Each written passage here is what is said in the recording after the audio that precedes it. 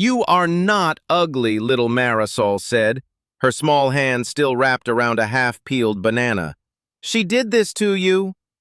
Ethan Cole froze in the marble kitchen of his Detroit penthouse, dressed in the charcoal suit his fiancée had mocked only an hour earlier.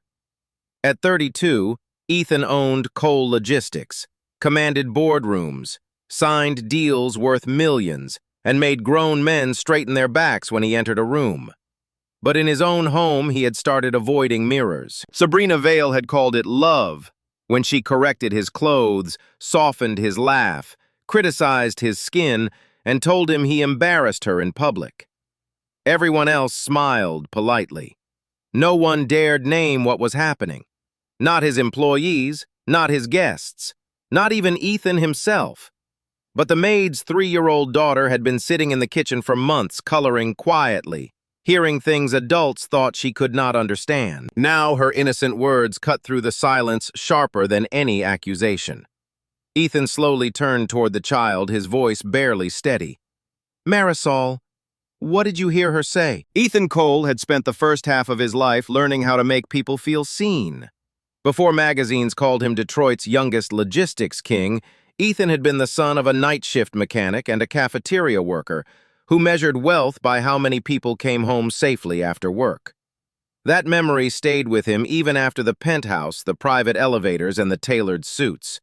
In public, Ethan looked untouchable. At 32, he spoke with a calm voice that made executives stop interrupting remembered numbers without notes and could turn one sharp silence into more pressure than another man's threat. Yet the people who worked closest to him knew a softer truth. He knew the name of the security guard's sick mother. He sent flowers when a driver lost a spouse. He asked the cleaning crew whether the new floor polish bothered their lungs. That was why Alma Reyes had stayed with him for 4 years. Alma was not simply a maid to Ethan. She was the quiet, steady presence who knew which coffee he drank after hard meetings, which rooms he avoided when bad news came, and which silence meant he wanted privacy instead of comfort. Some mornings when her babysitter canceled or rent swallowed more of her paycheck than expected, she brought her 3-year-old daughter Marisol to the penthouse. Ethan never complained. He bought a small box of crayons for the kitchen drawer, kept bananas on the counter because Marisol liked them, and treated the child's presence as naturally as sunlight on the marble floor. Marisol would sit on a tall chair beside the breakfast island, coloring crooked houses and purple dogs, while adults moved around her as if she were too small to notice anything. But Marisol noticed everything. She noticed when Ethan laughed with the doorman and then stopped laughing when Sabrina Vale stepped out of the bedroom. She noticed when her mother's shoulders tightened at the sound of Sabrina's heels. She noticed how Ethan always checked his reflection before Sabrina saw him, and how Sabrina always seemed to find something wrong anyway. To the outside world, Sabrina Vale was perfect. She was 28, polished, graceful, and born into old money that never needed to announce itself. Her hair was always smooth, her dresses always experiencing without appearing loud, her smile gentle enough for charity events and sharp enough for private negotiations. She knew which story to tell about Ethan so people would believe she was the woman who softened him. At dinners, she spoke about his discipline, his rise, his extraordinary mind. She made people say he was lucky. Ethan believed it too at first. He had met Sabrina at a museum fundraiser on a winter night when he felt tired of being approached for money and praised for power. She had not asked him for a donation in the first 5 minutes. She had asked whether he was lonely standing in a room where everyone wanted something. It had felt honest. Ethan, who could detect a bad contract from a single paragraph, missed the trap inside the kindness. Sabrina's first corrections were so small, he almost appreciated them. Before a transportation summit, she stepped behind him, smoothed his lapel, and said, "This suit is trying its best, sweetheart." She said it with a laugh, so he laughed too. Then she suggested a different one. He changed because she had good taste, and because love sometimes looked like trusting another person's eye. A week later, as they prepared for a private dinner with investors, she brushed 2 fingers over his jaw and frowned with delicate concern. "Have you thought about seeing someone for your skin?" I just want you to feel confident." Ethan looked in the mirror and saw nothing unusual, but the concern in her voice made him study his own face longer than he had in years. He booked an appointment he did not need. Sabrina praised him for listening. After that, the comments arrived like drops of water on stone, never heavy enough to call a storm, never kind enough to be rain. His laugh was too loud in certain rooms. His smile looked forced in photographs. His shoulders made some jackets sit wrong. His stories ran too long. His face looked tired, then harsh, then less refined than it could be. When he challenged her, Sabrina would tilt her head and touch his hand as if he had misunderstood a gift. "Ethan, I am the only one who will tell you the truth before the world laughs behind your back." That sentence became a key she used whenever he resisted.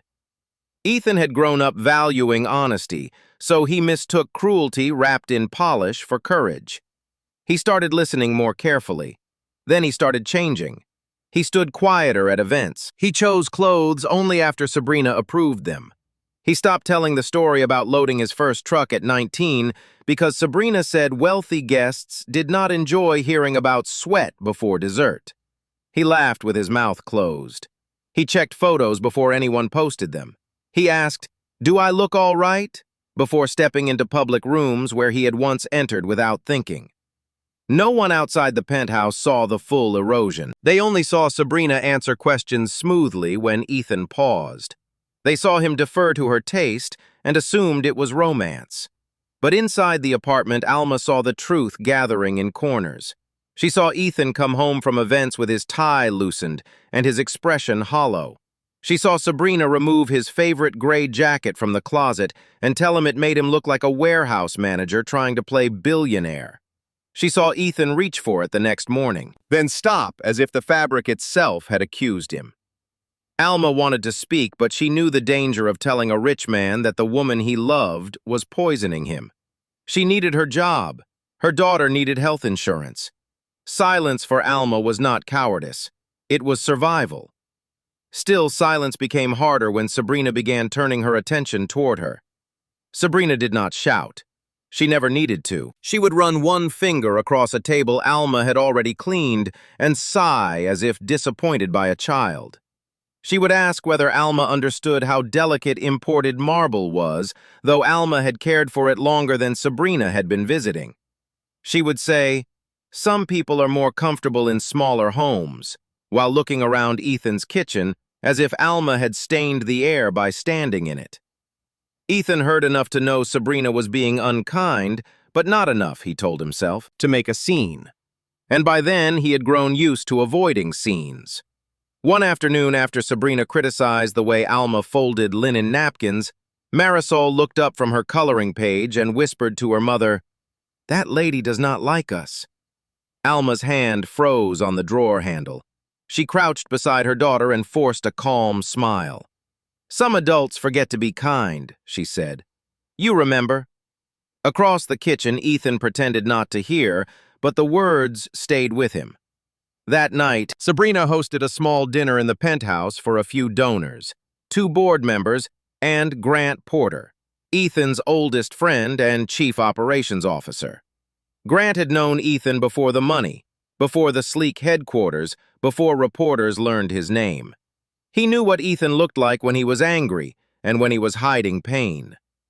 During dinner, Sabrina corrected Ethan 3 times before the main course.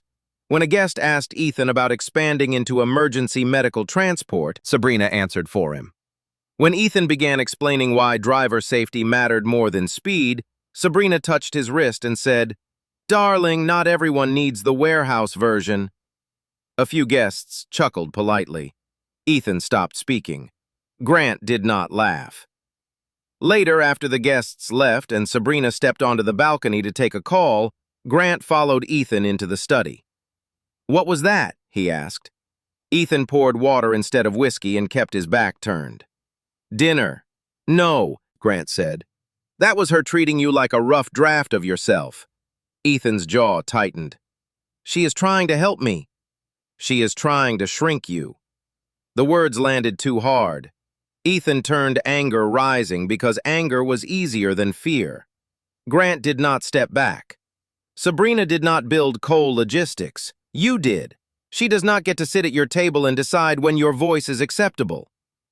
Ethan looked toward the balcony where Sabrina laughed softly into her phone, beautiful and certain beneath the city lights.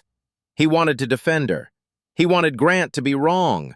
But the defense did not come quickly anymore. It had to climb through too many memories, the suit, the skin appointment, the laugh, the way she had said warehouse version, as if the place that made him was something dirty. You do not understand her, Ethan said finally, but even he heard how tired the sentence sounded. Grant's expression softened. Maybe not, but I understand you, and I have not seen you look in a mirror without flinching in months. Ethan said nothing. After Grant left, the penthouse grew too quiet. Sabrina returned from the balcony in a silver dress, kissed Ethan's cheek, and told him he seemed tense. She suggested he sleep early because tiredness made his face look heavier. Then she walked away as if she had handed him a blanket instead of another wound. Near midnight, Ethan stood alone in the kitchen. The city glittered beyond the glass wall. On the counter lay Marisol's forgotten drawing, a crooked man beside a yellow sun smiling with both arms stretched wide. Ethan picked it up and stared at the crayon face. There was no elegance in it, no refinement, no perfect angle, just a person allowed to exist. He caught his reflection in the dark glass of the balcony door and for one terrible second did not recognize the man looking back. The man seemed smaller than Ethan remembered, shoulders pulled inward, eyes searching his own face for flaws someone else had planted there. Behind him, from the hallway, Sabrina's voice floated softly as she spoke on the phone, laughing about wedding photographers and how much work it took to make Ethan camera-ready. Ethan's fingers tightened around the drawing. Something cold moved through him, not certainty yet, but the beginning of it. For the first time in 3 years, he did not ask whether Sabrina was right. He asked what she had done to him. Sabrina's control over Ethan did not grow louder after Grant warned him. It grew smoother, which made it harder to name. The morning after the dinner, Ethan entered the kitchen wearing the gray jacket Sabrina had once called a warehouse man's costume. Alma rinsed berries at the sink, and Marisol sat on her tall chair coloring a purple dog.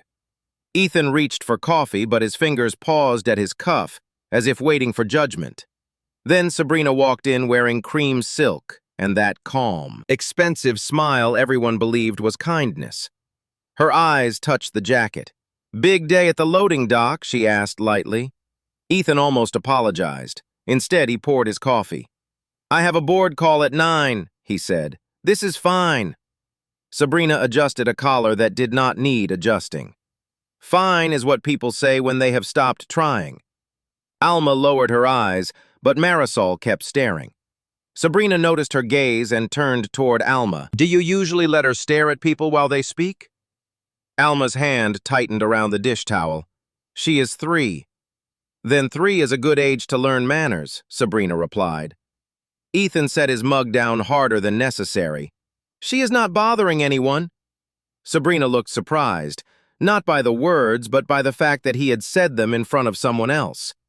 Then she smiled, granting him a harmless victory. "Of course, sweetheart. I only worry about boundaries. Homes like this can confuse people about where they belong." Alma understood the insult. Ethan did too. He wanted to say more, but years of correction stopped him. Sabrina left as if nothing had happened. Alma knelt beside Marisol and whispered that some things were not for little ears. Marisol frowned. "But I have little ears." Ethan looked down at his coffee, ashamed of how afraid he still was to make any sound Sabrina might later punish. Over the next several days, Sabrina began testing everyone in the penthouse. She asked Alma to re-clean spotless rooms, changed schedules without warning, then blamed Alma for not anticipating them. She said Marisol made the kitchen feel like a daycare, though the child never left her chair unless Alma held her hand. Once, while Ethan was in the study, Sabrina stood near the island and said, "After the wedding, staff arrangements will need to be reviewed. Loyalty is sweet, but professionalism matters more." Alma kept folding napkins. "Mr. Cole has never complained about my work." Sabrina smiled. "Mr. Cole is sentimental. That is one of the things I am correcting." Marisol looked up. Mommy works good. Sabrina's eyes chilled. Your mother works because Mr. Cole is kind. Ethan appeared in the doorway just in time to hear the last sentence. Sabrina saw him and softened instantly. I was explaining gratitude. To a toddler, Ethan asked.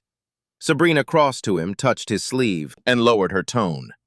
You are tense again. This is what I mean. You absorb everyone's little dramas until your face hardens. Let me handle household matters. You handle business. A month earlier, Ethan might have accepted that division. That day, he looked past Sabrina to Alma, then to Marisol. Alma handles this household, he said. Do not speak to her like she is temporary. Sabrina's smile remained, but something underneath it cracked. Everyone is temporary, Ethan. Some people just do not know it yet. She kissed his cheek and left him standing there with perfume in the air and warning in his chest. Later that day, at Cole Logistics headquarters, Sabrina sat beside Ethan in a board meeting, though she held no official position. When an executive asked Ethan about emergency fleet expansion, Sabrina answered first. Grant Porter interrupted. I asked Ethan. The room froze. Sabrina smiled. And I am sure Ethan appreciates support. Grant looked at his friend. Do you? Ethan felt the old instinct rise. Protect Sabrina, smooth the room, apologize for the discomfort. But Marisol's words returned to him. That lady does not like us. The child had not meant only herself and Alma.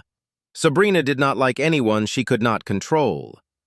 Ethan closed the folder in front of him. I will answer the question, he said. He spoke clearly and the room listened. In the elevator afterward, Sabrina said, Do not embarrass me by turning every room into a contest. For the first time, Ethan did not wonder whether he had embarrassed her. He wondered why his confidence felt like her humiliation. Still, doubt did not disappear just because truth had entered the room. Sabrina had spent years teaching Ethan to distrust his own reactions, and the lessons remained in his body. At night, he searched his face for the defects she had named. Some evenings, he believed Grant. Some evenings, he remembered Alma's fear. But then Sabrina would step behind him and murmur that she only pushed him because he mattered. You do not know how the world talks when you leave a room, she would say. I protect you from that. The old ache would return. Maybe she was cruel. Maybe she was honest. That was the damage. Even when he saw the wound, he still questioned the knife. Ethan still had the ring. It waited in a black velvet box inside his office safe. He had planned to propose at Bellamy House, an old restaurant overlooking the river. After Grant's warning, Ethan considered canceling. Then Sabrina spent 2 days being gentle, praising him, holding his hand and saying she was proud of the man he could become. Ethan wanted that version of her to be real. Wanting was easier than grieving. So he kept the reservation. The night of the proposal, Alma stayed late to prepare the penthouse for their return. Marisol slept in a blanket nest on the kitchen banquette, one hand resting on a yellow crayon. Ethan left in a black suit Sabrina had chosen, not the gray jacket he loved. At Bellamy House, Sabrina was radiant under golden lights. She laughed at the right moments and leaned forward as if every word he spoke mattered. For 1 hour, Ethan saw the woman he had fallen for. When dessert arrived, he stood. The room quieted. He said she had entered his life when success felt lonely, and that he wanted a future built on honesty. At the word honesty, something flickered across Sabrina's face, too quick for the room to catch. Then he opened the box. Sabrina covered her mouth. Her eyes glistened. She said yes before he finished asking. Applause rose. Cameras flashed. She kissed him, then turned her hand so the diamond found the light. But as Ethan held her, he saw her glance shift toward the mirrored wall. For less than a second, she checked the reflection, not of them together, but of herself wearing the ring. Ethan felt the moment, then buried it because everyone was clapping and his heart was desperate to be wrong. Back at the penthouse, Sabrina was affectionate in front of Alma. She thanked her for staying late and called Marisol adorable when the child woke, rubbing her eyes. Ethan watched with relief so intense it felt like shame. Maybe he thought pressure had made him unfair. But after midnight, while Ethan was in the shower, Sabrina entered the kitchen with her phone pressed to her ear. Alma was gathering crayons, and Marisol sat half-hidden behind the island with her stuffed rabbit. Sabrina's voice changed when she believed no one important could hear. "Of course he proposed," she said, laughing under her breath. "I told you he would. Men like Ethan are easy once you teach them they are lucky to be wanted." Alma stopped moving. Sabrina turned toward the balcony windows, admiring the ring. "The photos are fine. I kept his face angled away from the harsh light. After the wedding, I can fix the rest. Clothes first, then the laugh, then the staff. The maid definitely goes. She watches too much." Marisol hugged her rabbit tighter. Sabrina continued, "He will not fight me. I have spent 3 years training him not to trust his own taste." Alma did not breathe until Sabrina left. She wanted to run to Ethan immediately, but fear held her back. She needed the job. She needed health insurance. And Sabrina was right about one thing. Ethan had been trained not to trust the people trying to save him. The next morning, the truth came through the only person who did not know how dangerous it was. Ethan entered the kitchen early, tired from a sleepless night. Sabrina was still in bed. Alma moved quietly, too carefully. Marisol sat on her tall chair, eating a banana. She watched Ethan for a long time. He tried to smile. "Good morning, little artist." Marisol did not smile back. "Your face is sad today." Alma turned from the sink. "Marisol." The child ignored the warning because children obey truth before fear teaches them not to. "Your eyes are sad like Mommy's when she cries in the bathroom." Ethan looked at Alma, then back at Marisol. "I am all right." Marisol shook her head. "No!" She pointed at him with the banana. "You are not ugly!" The kitchen went still. Ethan's hand tightened around his cup. Alma whispered her daughter's name again, this time with fear. Marisol looked toward the hallway leading to Sabrina's room. "She said you were, but she is wrong. Mommy says we do not say ugly about people." Ethan lowered himself onto the stool across from her. "Who said that?" "The shiny lady." "Sabrina?" Marisol nodded. "On the phone. She said she would fix you after wedding. She said your laugh is bad. She said Mommy has to go because Mommy watches." For years, Sabrina's comments had lived inside half-jokes and private suggestions. But in the plain voice of a 3-year-old, they became something else. Not love, not refinement, a plan. Ethan looked at Alma. "Is that true?" Alma's eyes filled, but she stood straight. "I heard enough to know she was not joking." Ethan turned back to Marisol. "Thank you for telling me." Marisol nodded solemnly. "You can have my yellow crayon if you feel sad." Ethan nearly broke then, not because the child pitied him, but because her kindness had no strategy. It simply saw pain and offered color. He took the crayon and placed it beside his coffee. "I will keep it safe." When Sabrina walked into the kitchen 20 minutes later, Ethan stood by the window, calm in a way that was no longer surrender. Every part of him wanted to confront her. But the man who built Cole Logistics remembered pressure. Evidence mattered. Timing mattered. The truth had to be strong enough that Sabrina could not polish it into misunderstanding. So when she kissed his cheek and asked why breakfast felt gloomy, he only said, "Long night." She touched his jaw. "I told you public emotion exhausts you." This time he let the sentence pass through him without swallowing it. That was the first victory. After Sabrina left for a bridal appointment, Ethan called Grant. "I need you at the penthouse in 30 minutes, he said. "Bring no one." Grant arrived, took one look at Ethan's face, and knew the conversation had finally shifted. Alma repeated what she had heard carefully and without embellishment. Grant listened with rage, tightening his jaw. When she finished, Ethan rolled Marisol's yellow crayon between his fingers. "I need the footage from Bellamy House," he said. "Inside entrance proposal, anything near the mirrored wall." Grant nodded. "And legal." Ethan hesitated. Calling a lawyer against the woman wearing his ring felt like admitting a death before the body cooled. Then he thought of Marisol saying, "She did this to you." "Call Rebecca Hayes," he said. "Tell her it is personal and confidential." Rebecca Hayes had represented Cole Logistics through 2 acquisition battles. She was not warm, but she was exact. By afternoon, she sat in Ethan's study with Grant Alma and a locked tablet connected to the penthouse security archive. She asked when the comments began, who heard them, and whether Sabrina had access to accounts or prenup drafts. Ethan answered what he could. Sabrina had pushed for shared charitable accounts after marriage, recommended vendors through people she knew, and insisted the prenup be handled after the engagement announcement because discussing it too early would feel unromantic. Rebecca's pen stopped. "That is not romance," she said. "That is sequencing." Grant obtained the restaurant footage that evening.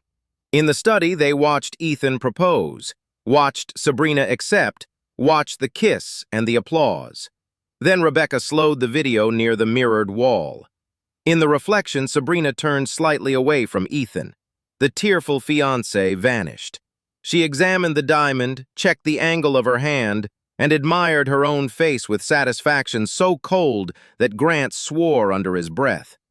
It was not proof of a crime, Rebecca said, but it was proof of performance. For Ethan, it was worse. He had offered his future to someone already admiring how her victory looked. Over the next 2 days, the evidence grew. Grant's team found invoices from a brand consultancy connected to Celeste Harmon, Sabrina's closest friend, disguised as event preparation fees. Rebecca traced deposits through a shell vendor hired for post-wedding household transition, plus a private stylist proposal titled Spousal Image Correction Timeline, with Ethan reduced to initials. Ethan stood. It sounded civilized and expensive. It meant erasure in stages: clothes, speech, staff, posture, approved appearances. Sabrina had not been casually cruel. She had been methodical.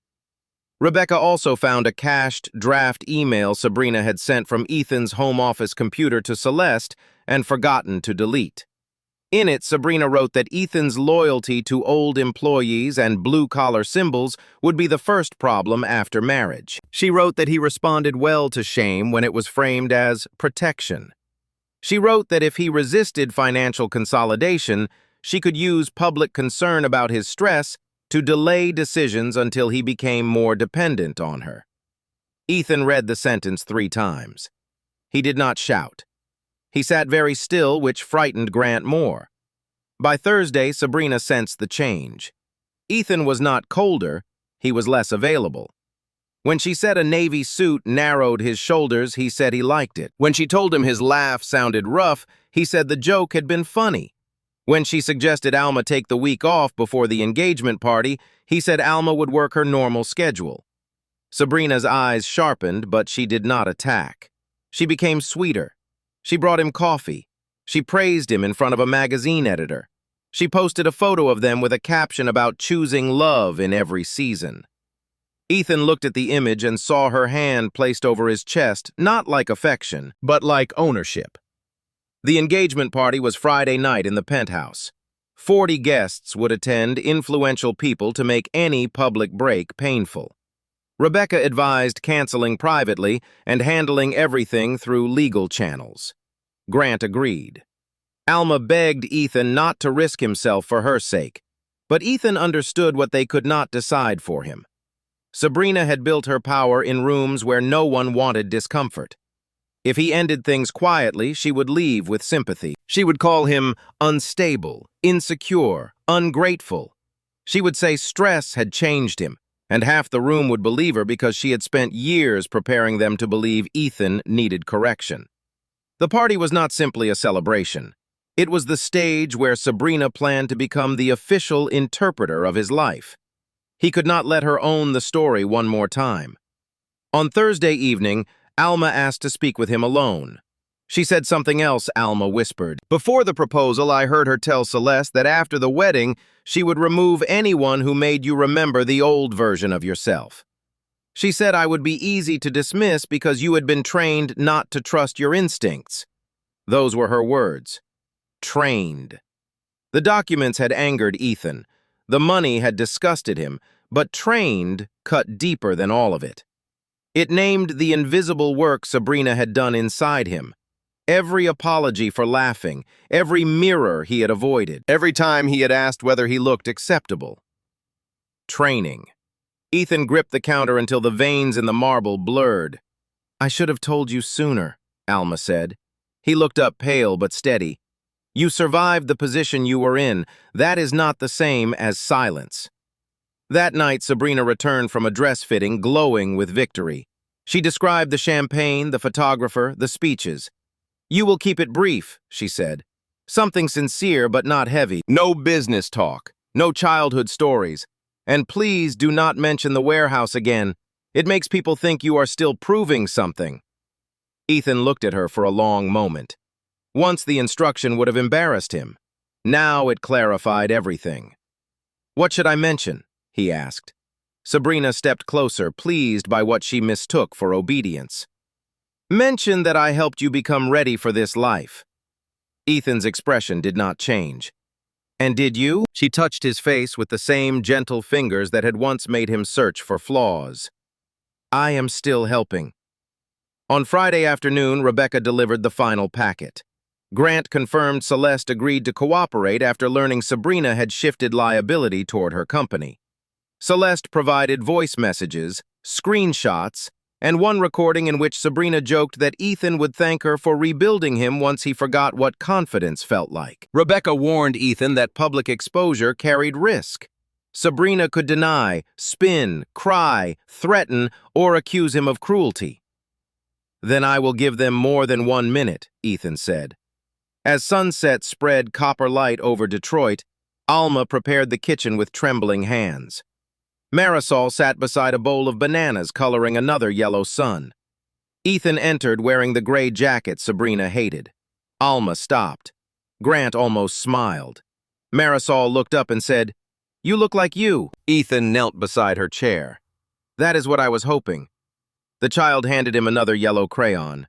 "For brave," she said. Ethan closed his fingers around it. In the living room, guests began arriving with laughter, perfume, and the hunger to witness a perfect engagement. Sabrina stood near the windows in a red dress, accepting compliments like tribute. She saw Ethan across the room, saw the gray jacket, and her smile froze for half a heartbeat. Then she recovered, lifted her glass, and looked at him as if promising punishment later. Ethan did not look away. Behind him stood everyone she had tried to erase: Grant with the files, Rebecca with the law, Alma with the truth, and Marisol with the innocent sentence that had broken the spell. The party had begun, and for Sabrina it was meant to be a coronation. For Ethan, it was the last night he would ever ask permission to stand upright in his own light. The engagement party glittered like a magazine spread, but Ethan saw it now as a room full of witnesses.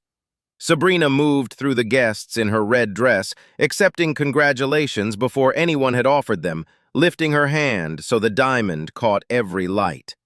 She told a senator's wife how patient love had taught her to help Ethan open up, then told a board member that marriage would finally give him a more balanced public image. Ethan heard every word. Once. Each sentence would have made him shrink. Tonight, they only clarified the battlefield. At 9:30, Sabrina tapped her glass with a spoon. The room quieted. Alma stood near the kitchen entrance, one hand resting on Marisol's shoulder. Grant waited beside the study doors. Rebecca Hayes held a folder against her black dress. Sabrina smiled at Ethan, then faced the guests. She spoke. She thanked everyone for celebrating a love that had required patience, grace, and the courage to help a powerful man become gentler. A few guests smiled. Ethan watched her place herself at the center of his healing, as if she had not been the source of the wound. "Ethan has always had brilliance," Sabrina said, touching his arm, "but brilliance needs shaping. I have been honored to stand beside him as he became ready for this next chapter." The room applauded. Ethan felt the old instinct rising, the habit of letting the applause decide what was true. Then, from the kitchen, Marisol whispered too loudly, "But she was mean." Alma hushed her, horrified, but the whisper had already reached Ethan. He stood. The applause thinned into silence. Sabrina's fingers tightened around her glass. "Sweetheart," she said softly, warning hidden inside tenderness. We agreed you would keep it brief. Ethan looked at her, then at the guests. No, he said.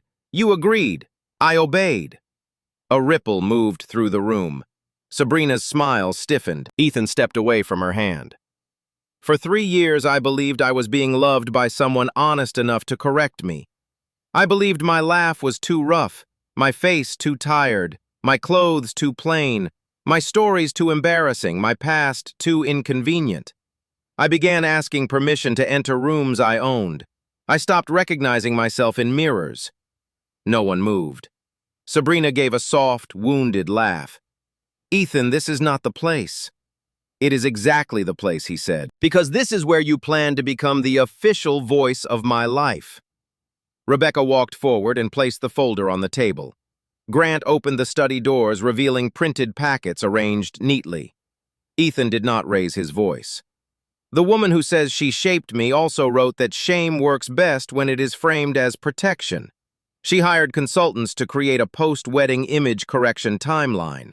She planned to remove long-time employees who reminded me of who I was before her. She moved money through vendors connected to her friend Celeste and delayed a prenup because romance sounded better than accountability. Sabrina's face lost color. This is absurd. Rebecca opened the folder. Every statement is documented. Sabrina turned toward the guests, searching for sympathy. He is under pressure. He has been unstable for months. Ethan almost smiled at the perfection of it. Yes, he said, I was unstable. That is what happens when someone teaches you not to trust your own eyes. Rebecca played the first recording. Sabrina's voice filled the room, elegant and amused. Once he forgets what confidence feels like, he will thank me for rebuilding him. The silence afterward was total. Sabrina stepped back as if the sound had struck her. Another recording followed, shorter and crueler. Her voice saying the maid would go because she watched too much. Alma's hand flew to her mouth. Marisol leaned into her mother's skirt. Ethan turned to them, his expression softening that night. Then he faced Sabrina again. A 3-year-old saw what adults kept excusing. She told me I was not ugly. She was right. I was not ugly. I was ashamed, and you had taught me to call that shame improvement. Sabrina's mask finally broke. I made you better, she snapped. You were rich, Ethan, but you were still that warehouse boy begging respectable people to approve of you. Several guests gasped. Ethan absorbed the words without flinching. There he is, he said quietly. The man you hated was the only real man in this relationship. Sabrina looked toward the door, then at the ring. Ethan followed her gaze. Keep it, he said. Consider it severance for a role you played badly. Rebecca handed Sabrina a second envelope. All further communication goes through counsel. Grant signaled security, but Ethan lifted a hand. No humiliation, he said. Just the exit. That mercy wounded Sabrina more than anger would have. She gathered her clutch with shaking fingers and walked through a room that no longer admired her. No one applauded. When the elevator doors closed behind her, Ethan stood in the wreckage of flowers, champagne, and broken illusion. He expected triumph. Instead, grief came first. Grant approached, but Ethan looked toward the kitchen. Marisol peered around Alma's leg. Is the shiny lady gone? She asked. Ethan knelt so his eyes were level with hers. Yes, he said. She is gone. Marisol considered this, then reached into her pocket and offered him a yellow crayon. For happy now? Ethan took it carefully. I am not happy yet, he said, but I think I am free. By Monday morning, the penthouse felt larger, not because Sabrina had taken anything with her, but because fear no longer occupied every room. Alma returned to work expecting awkwardness. Instead, Ethan met her in the kitchen with a formal contract, full benefits, a raise, and an apology that did not ask her to comfort him.